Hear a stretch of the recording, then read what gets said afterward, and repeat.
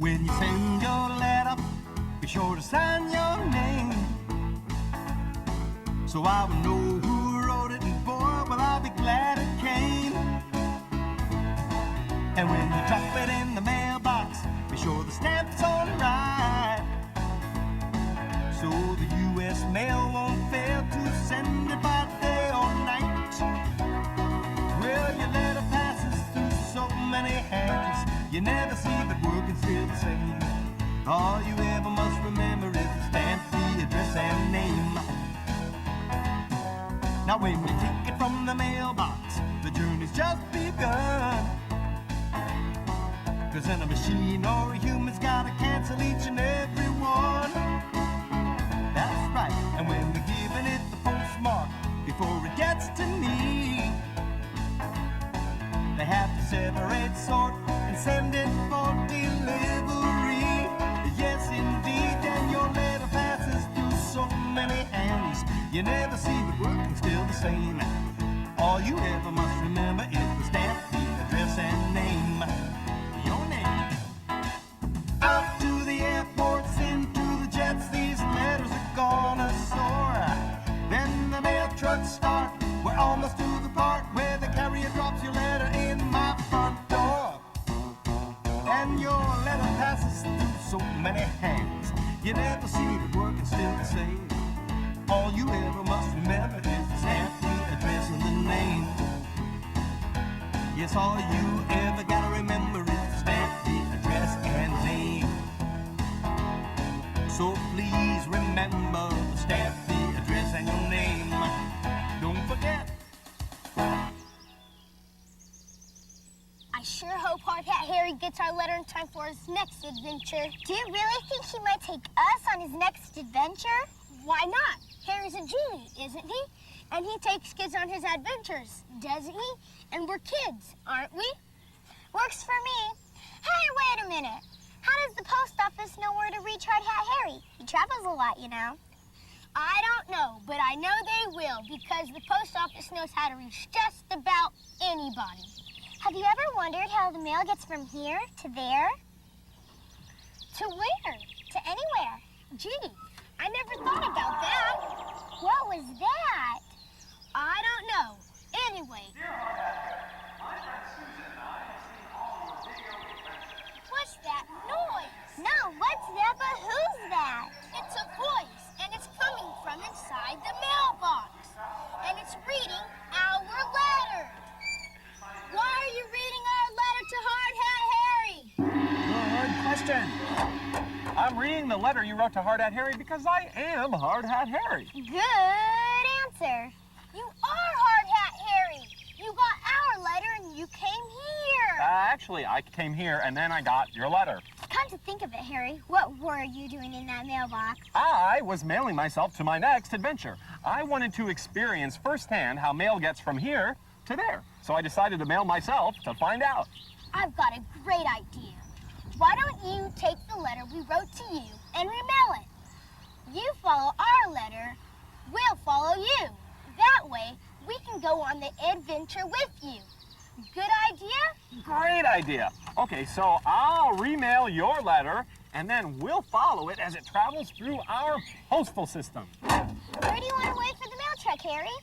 I know just the place. Where are we? We're inside the mailbox. Where else? What's that? My foot. Do you mind? Yes, I do. Move it. Here comes the mail truck.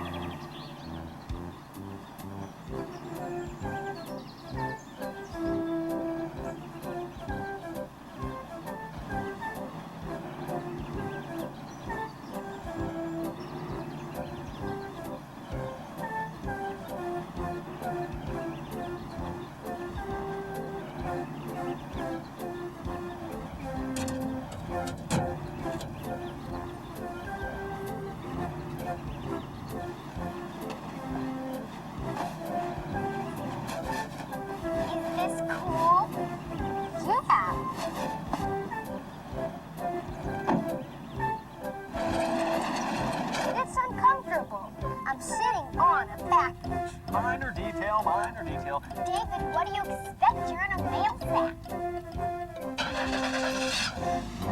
Get ready because here we go! Did you know the United States Post Office was founded by Benjamin Franklin? And it handles over 350 million pieces of mail each and every day.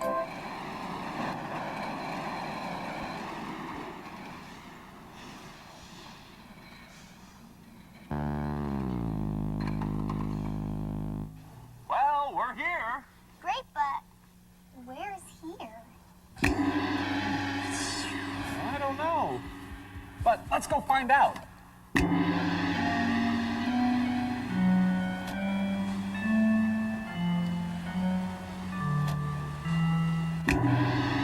I know where we are. We're at the Mail Processing Center. Come on, I'll show you around.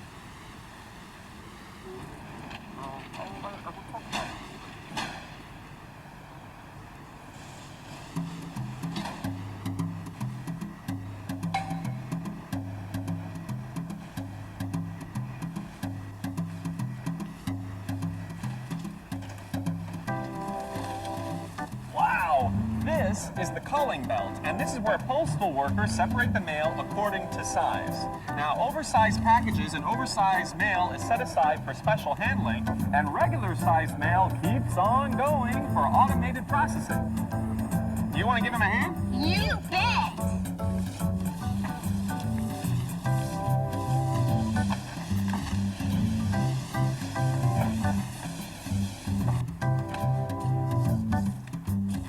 Hey, there goes our letter. Where's it going, Harry? Well, come on, I'll show you.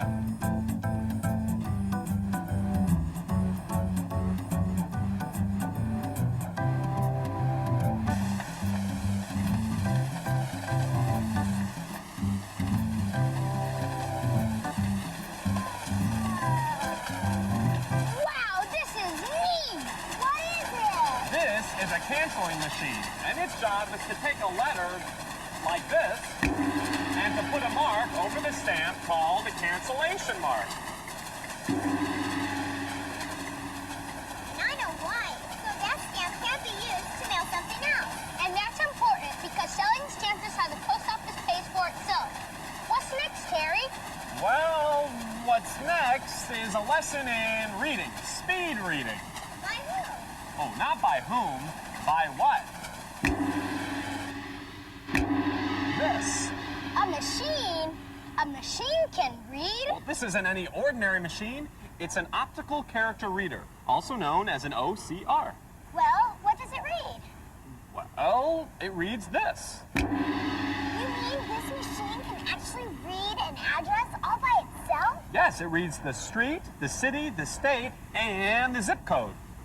Why do addresses need zip codes, Harry? Well, zip codes help the post office deliver mail faster and more efficiently. Oh, wait, let me guess. I bet you want to know how the zip codes help deliver the mail faster. Right. Well, rather than explaining it, maybe it would be better to show you. But first, I'm going to need a map of the United States. You mean like this one, Harry? Yeah. It's a little small, but no problem.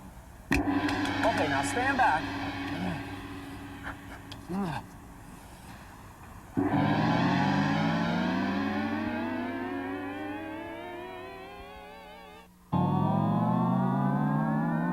A little more. Oh, now this way. Wait. Oh, that's got it. Phew. As you can see, the United States is one big place. So to make mail delivery easier, the post office gave each postal area in the country its own number called a zip code. For example, the 5-digit number 68142 tells the post office 5 different things. The first number 6 tells which area or region of the country the mail is going to. The numbers 8-1 represent the sectional center facility where the mail is first sent. And finally, the numbers 4-2 identify the specific post office where the letter will end up. So the zip code 68142 on a letter tells postal workers to send it to Omaha, Nebraska. Howdy, partner. I'm in Texas. Oregon. Idaho. Great potatoes. Wisconsin. Florida.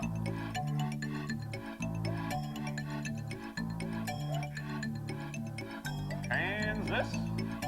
You are incredible, Harry. What's incredible is the post office, because by adding 4 more numbers, the post office can actually tell the block what side of the block and even where on the block the mail is being sent.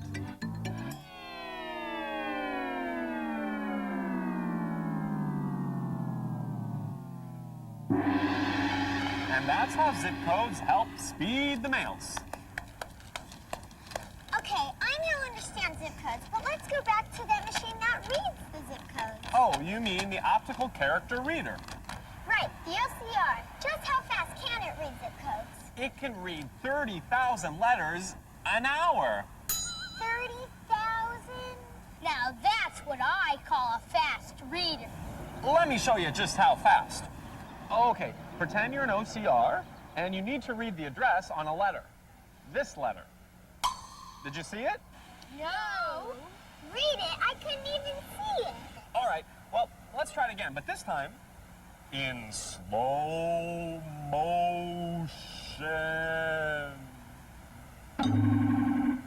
Now, regular speed. Now, slow motion.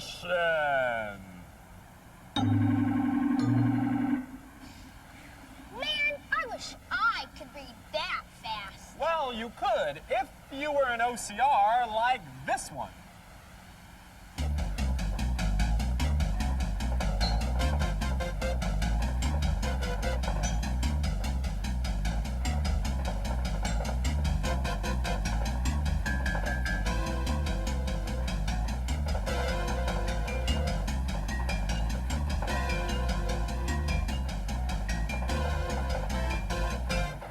But Harry, what happens if the letters don't have zip codes? What then? Good question, Susan.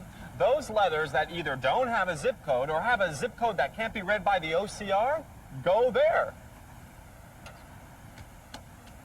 These are called letter sorting machines, or...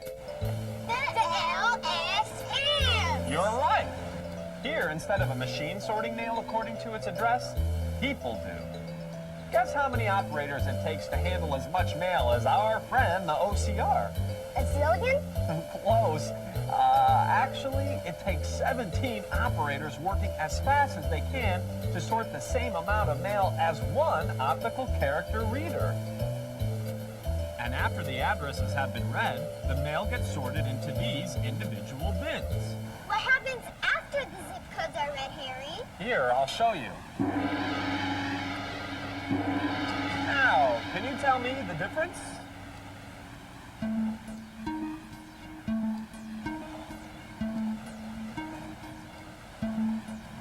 No. Look again.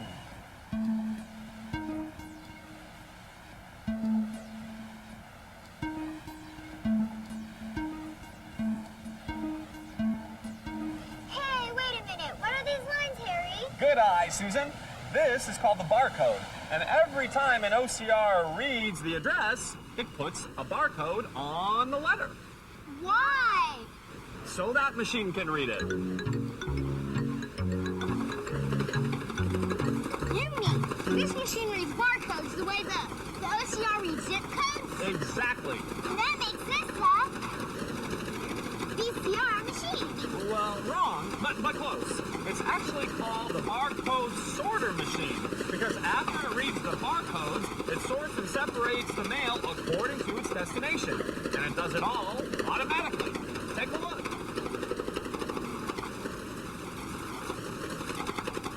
By reading the barcode, this machine can sort each letter according to its individual zip code, and it can even put the letters in the order in which the postal carrier will deliver the mail.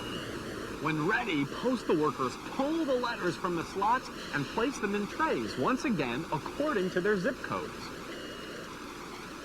The trays are then loaded into trucks and sent on their way. Where are the trucks going, Harry? Well, the truck on the right is going to the airport where the mail will be loaded onto airplanes and sent to all parts of the country. What about the truck on the left, Harry? Oh, well, the truck on the left is going to your neighborhood post office for local deliveries. Let's go with that truck, Harry. Good choice. I always wanted to see what the inside of my local post office looks like. No problem. But in order to get us from here to there, it's going to require a little postal magic. We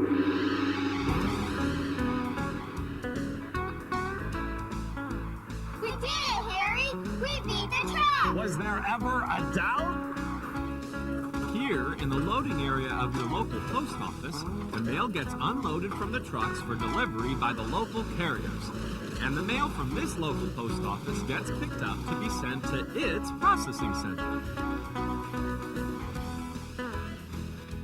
The mail, which has already been sorted and separated, is then put into trays according to zip codes.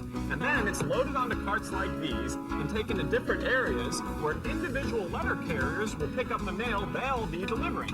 But the sorting and separating doesn't stop there.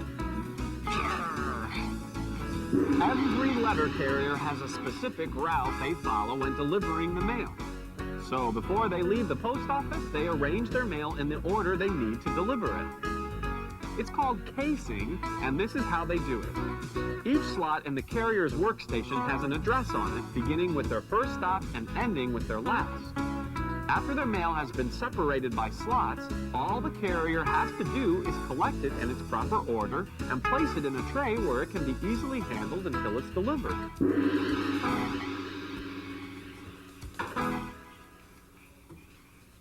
These slots are kind of small, Harry. What happens if the mail is too big to fit? Well, oversized envelopes, newspapers, and magazines are sorted over here on this side. Again, when completed, the larger pieces are collected, put in order of delivery, and then added to the regular size letters. It's amazing something so simple works so well. You're right, Susan, but if you like that, you're gonna love the tub. The tub? You mean like a tub? Tub? Don't tell me the post office has their own bathtub. Not unless you're a package getting ready to be delivered. Well, come on, I'll show you what I mean. These are the tubs I was talking about. These are called parcel tubs, and each individual postal route is assigned one. Now, before they head out on their deliveries, the postal workers come and check their tubs for packages. Now, the packages are sorted and separated just like regular size letters, but because of the different sizes and shapes, the work is usually done by hand. These workers are taking OTRs, which is a short name for over-the-road containers, off a truck at the Bulk Mail Center, or BMC. There are 20 BMCs in the United States, and they were built specifically to sort packages. Packages come to the BMC in trucks from other BMCs or post offices in OTRs. At the BMC, mail handlers take OTRs off the trucks. They are placed on these special tracks designed to carry them to the container unloading machine, which empties the OTR.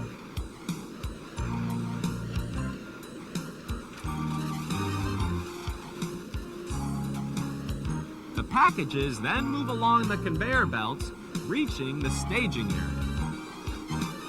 Look at all those boxes. At this workstation, a keyer enters the zip code of the addressee into this computer so it can get a barcode on it.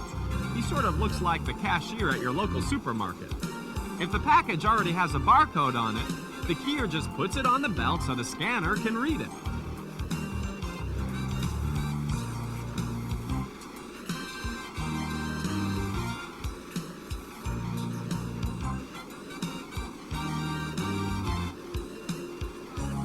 After the barcode has been scanned, the packages move automatically onto these trays.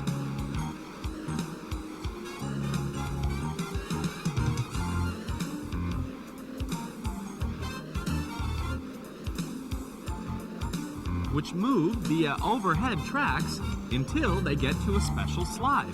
Down the slide, the packages go, which takes them to an OTR, which will then be loaded onto a truck or train, which goes to the package's destination post office, where a mail carrier will deliver it to the person at the address. Now here's a trick some postal carriers use to help make sure they don't forget to deliver their packages. When they have a package to be delivered, they go to their mail tray, locate the mail that's to be delivered to that address, and then turn one of the letters over like this. That way, when they get to that stop on their route, they know that this letter reminds them they have a package to be delivered as well as the mail. Hey guys, here's Ava. She's a mail carrier who delivers her mail mostly by foot. She's loading her mail bag and filling her arms with both regular mail and oversized mail to deliver door to door. As you can see, she also wears cool rubber band jewelry. The rubber bands keep lots of mail going to the same address bound together.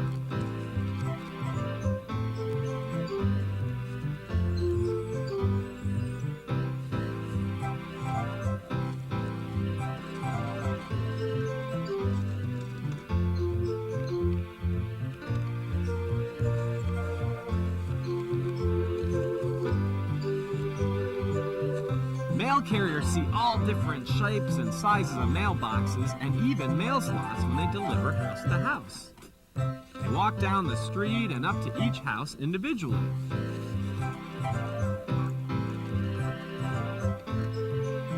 Because it's such a warm day, Ava's wearing her uniform shorts and comfortable shoes. Boy, she sure gets a lot of exercise. I bet she doesn't have to go to the gym with all that walking.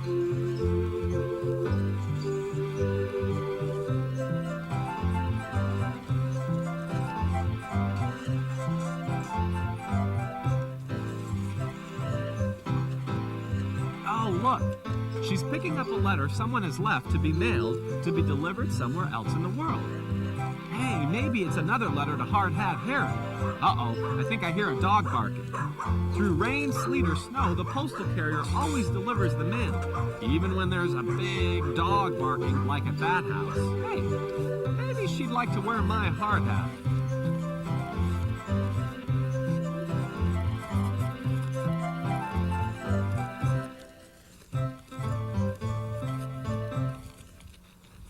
Oh, hi! I'm Eva. I work for the Simi Valley Post Office, and today I'm doing a walking route. I'm going to show you some things on how I carry my mail. This is my satchel, a bag where we put our mail to go through one street because we can't fit everything in our arms.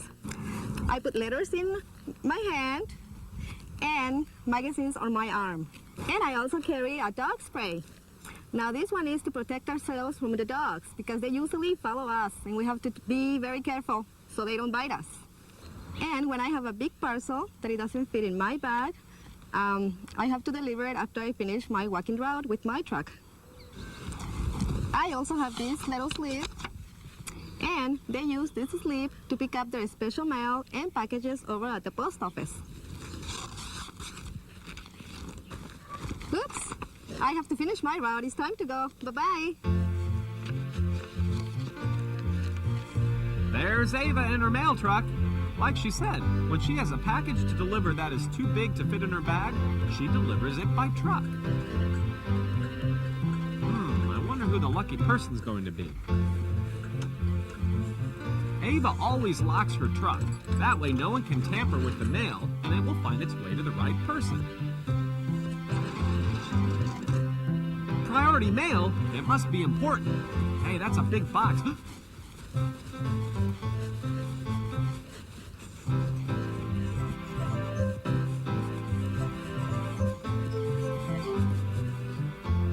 Ding dong.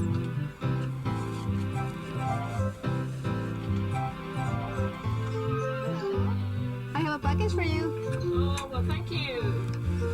Oh, you're welcome. Have a nice day. Thank you, same to you. Bye-bye. Look how happy Ava and mail carriers just like her make the people who receive their mail. Well, it looks like Ava's done for the day, and now she has to return the truck to the post office. Talk about delivery, Harry. Where do they keep all those neat trucks they use to deliver mail? Well, it depends on what kind of trucks you're talking about, David, because the post office has all kinds of trucks for all kinds of jobs. For instance, every day, big 18-wheelers carry millions of letters from city to city, from post office to post office. And this truck has brought mail to the train station to be shipped across the country. And this truck is called a yard hog. It never leaves the post office grounds.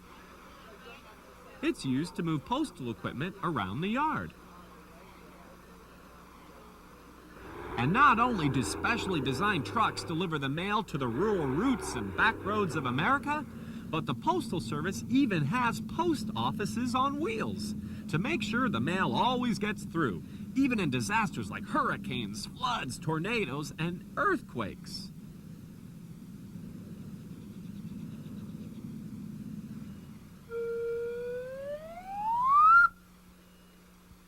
Those aren't the trucks I was talking about, Harry.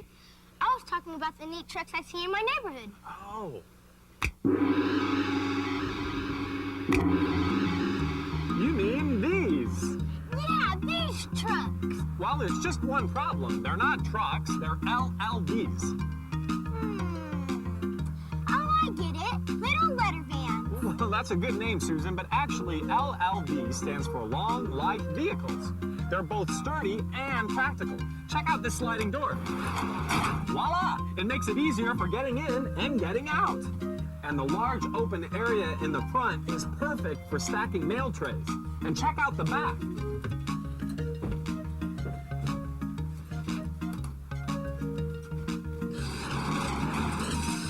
This compartment makes it easier to move packages and newspapers or whatever else. What's the door for, Harry? Ah, the door is used to protect the driver. If he has to suddenly make a quick stop, the door keeps mail and packages from flying forward and hitting the driver. And it keeps the mail safe and locked when the driver has to leave the vehicle in order to deliver the mail. Which reminds me, there's one other aspect of sending a letter that I still haven't shown you.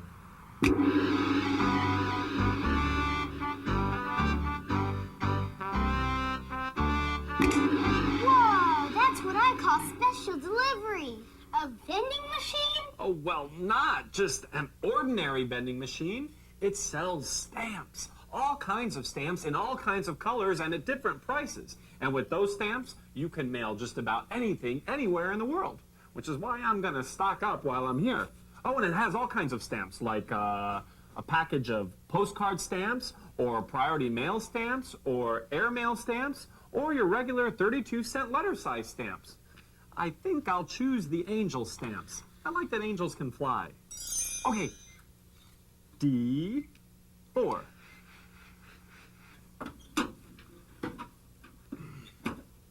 Okay, now I just need to get my change. Money! Well, that completes the tour. We have to go. Oh, Harry, we're having too much fun. Do we have to go?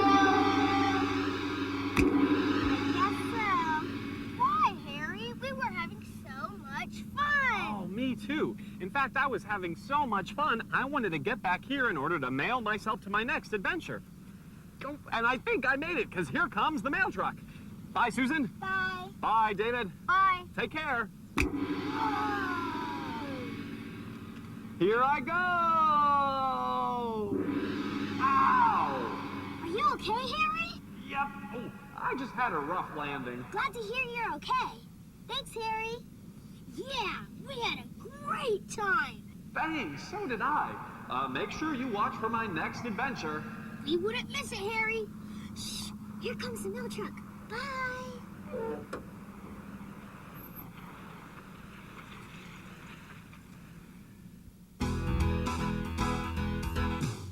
When you send your letter, be sure to sign your name, so I will know who wrote it, and boy, will I be glad it came. And when you drop it in the mailbox, be sure the stamp's on right, so the U.S. mail won't fail to send it by day or night. Well, your letter passes through so many hands, you never see that working still the same. All you ever must remember is the stamp, the address, and name. Now when you take it from the mailbox, the journey's just begun. 'Cause in a machine or a human's gotta cancel each and every one. That's right, and when we're giving it the postmark, before it gets to red sort and send it for delivery. Yes, indeed, and your letter passes through so many hands. You never see it working still the same. All you ever must remember is the stamp, the address, and name. Your name. Out to the airports, into the jets, these letters are gonna soar. Then the mail trucks start. We're almost to the part where the carrier drops your letter in my front door. And your letter passes through so many hands. You never see it working still the same. All you ever must remember is the stamp, the address, and the name. Yes, all you ever gotta remember is the stamp, the address, and name. So please remember the stamp, the address, and your name. Don't forget.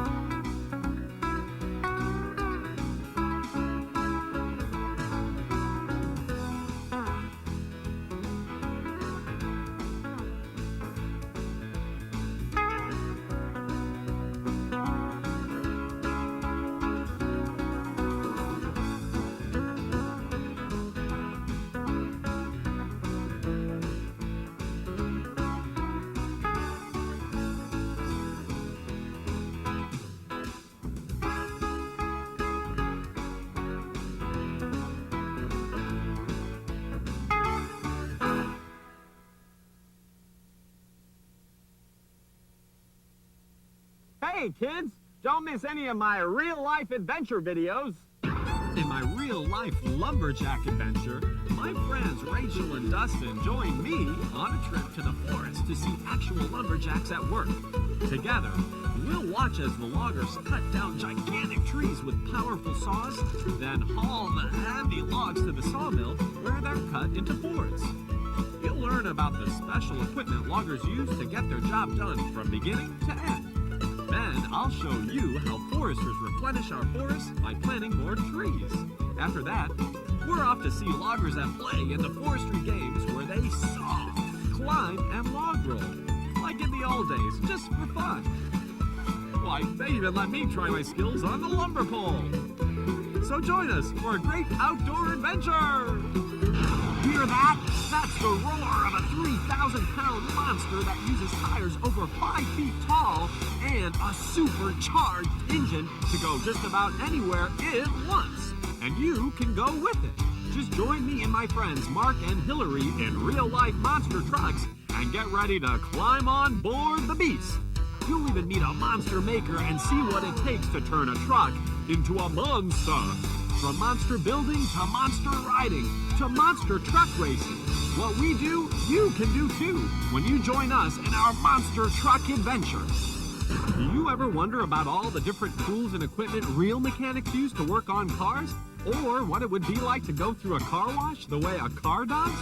Find out when you join me and my friends Darren and Amy in my real-life car mechanic adventure.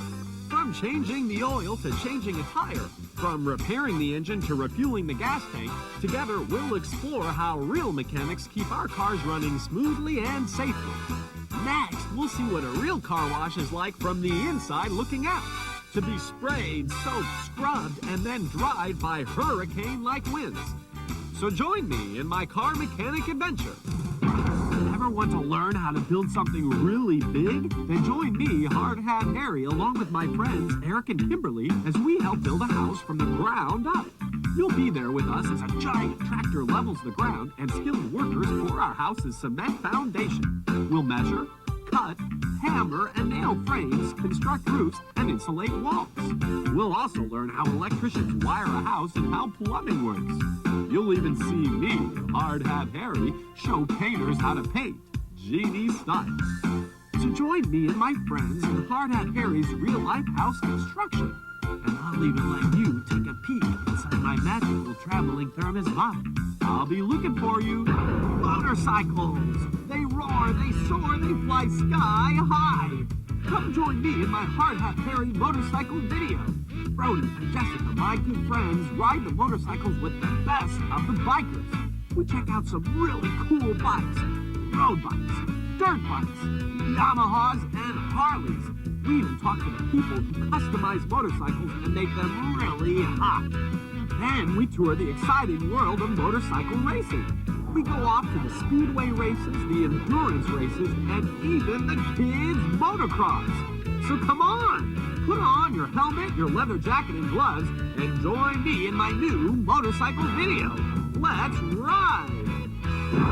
Ever want to climb inside armored vehicles and ride on some of the toughest go-anywhere, do-anything vehicles ever made? Well, now you can, when along with my friends Judy and Chad, we explore the biggest, neatest, coolest vehicles ever built in Hard Hat Harry's real-life military vehicles adventure. Mount up and move out is the order of the day as we get up close, on top, and inside some of today's biggest, strongest, most exciting military vehicles that do everything from building roads, towing tanks, and carrying weapons to purifying water.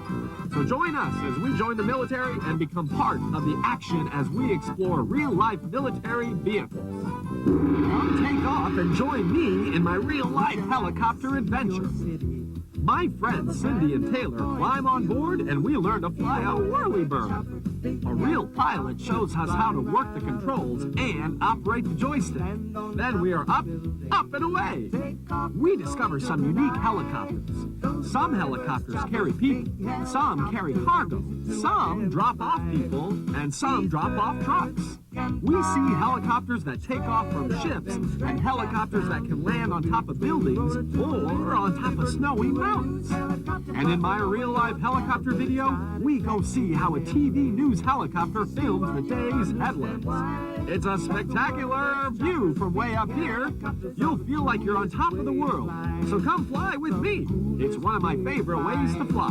We start off in the mountains in my real-life rescue video and end up over the ocean in a helicopter with the Coast Guard. On the beach, we meet up with lifeguards as they rush to save swimmers.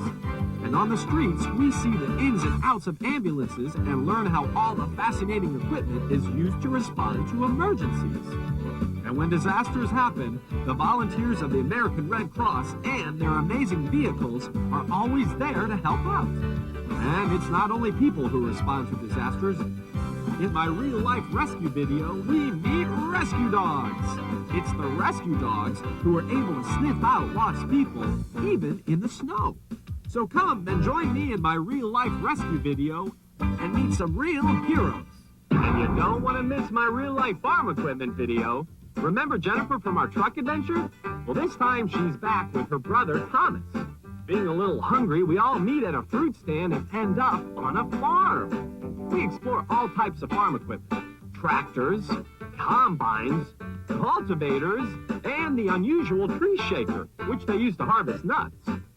Hey, we'll feed a dairy cow, see how hay is grown and baled, and visit a milking parlor. Then we'll head south to see cotton picked, and as a special treat, you'll see if a genie can juggle. Ah, nuts! We had lots of fun on every one of these exciting adventures, and we learned lots of cool stuff. And there's lots more to come, so I can't wait to see you on my next adventure.